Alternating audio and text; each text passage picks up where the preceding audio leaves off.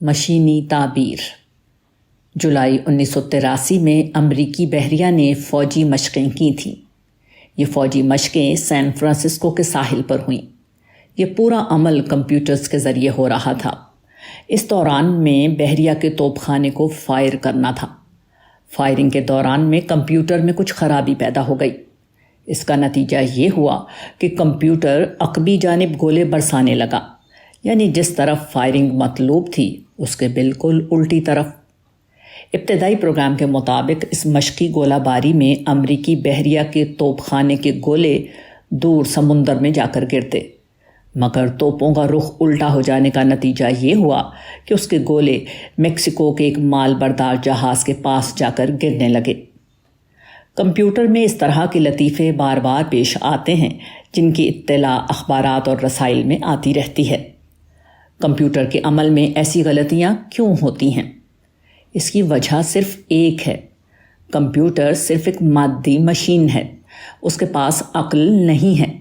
اس سے قیاس کیا جا سکتا ہے کہ کائنات اگر ایک مادی مشین ہوتی، جیسا کہ جدید ملحدین کا دعویٰ ہے، تو وہ کبھی اس طرح انتہائی درست طور پر نہ چل سکتی جیسا کہ وہ چل رہی ہے۔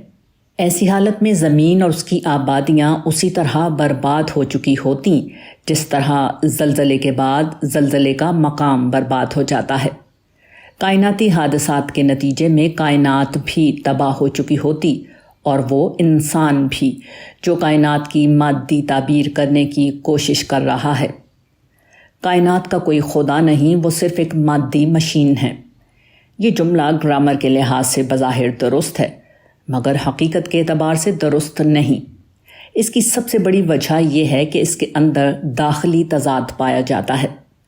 یہ جملہ اس وقت صحیح ہوتا جبکہ ایسی کوئی مادی مشین ہوتی جو کسی بنانے والے کے بغیر بن جائے اور کسی چلانے والے کے بغیر چلنے لگے۔